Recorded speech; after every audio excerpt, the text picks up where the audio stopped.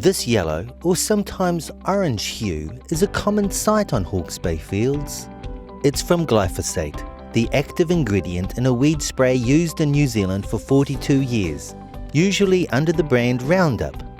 And now its safety has been called into question after a jury in the United States ordered Monsanto, the maker of Roundup, to pay $440 million in damages to a school caretaker who always used Roundup and is now dying of cancer. Monsanto strongly disputes any link with cancer, saying glyphosate only affects plants, does not persist in the environment, and does not bioaccumulate. But not everyone agrees. Research is indicating that glyphosate does not break down readily in the soil. In fact, it can take 10 to 20 years for half of it to break down. The breakdown of glyphosate to actual harmless mineral salts requires the presence of an extremely rare bacteria in the soil, because the bond in glyphosate is a really unusual one. It's a bond between phosphorus and carbon. Federated Farmers says glyphosate is central to farming systems and when applied correctly is harmless. It may even be greener than traditional spray-free farming systems. It's such an economic and effective tool that we can use. It reduces our carbon footprint and helps water quality by using it. And reduces carbon footprint because there's less ploughing. There's less ploughing, and also when you work ground up, there is a release of carbon dioxide to the atmosphere from out of the soil, and you lose carbon out of the soil. So glyphosate's greener than no spray? If you've got to do tractor work with it and other work, yes, definitely.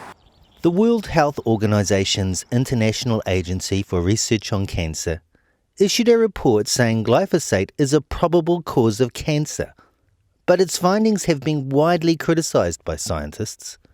It seems very unlikely that glyphosate causes cancer, even though there's been a court case in America that's just said that yes it does, but that of course is a jury case with members of the public that get very confused when you have all these complicated toxicology concepts put across. Both sides of the debate criticized the Cancer Research Agency's findings, but for different reasons. It definitely found that it was a carcinogen in animals. We base most of our assumptions about carcinogenicity on animal studies. So how is it can be a proven carcinogen in animals, but we still think it doesn't cause cancer in humans? We're not being consistent. The Cancer Agency was found to have excluded from its final report the conclusion of multiple scientists that there was no link between glyphosate and cancer in laboratory animals.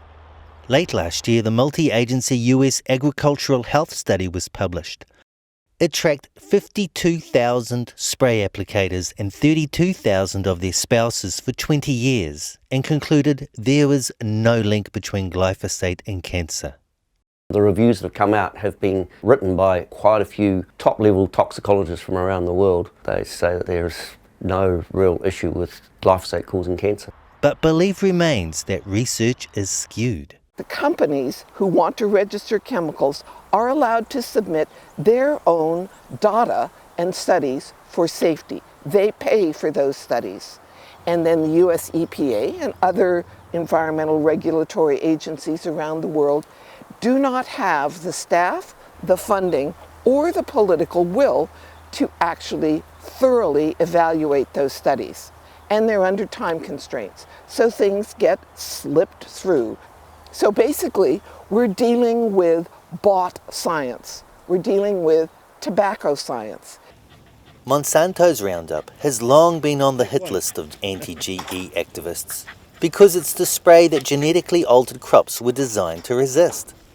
GE-free New Zealand says independent research needs to be done to truly assess the dangers. I think that those people who have the power should say, well, we've got a problem here and we've got to handle it. We can't just sweep it under the carpet. It's got to be done. And it'll probably take government money to do it because there's no money in trying to tear down a big company's reputation. If glyphosate was to be banned, it could well be replaced by sprays that have proven poisons. But with its use so obvious in our fields, more research is needed to remove the cloud of confusion over its safety. Ko Patrick O'Sullivan, tēnei, Local Focus.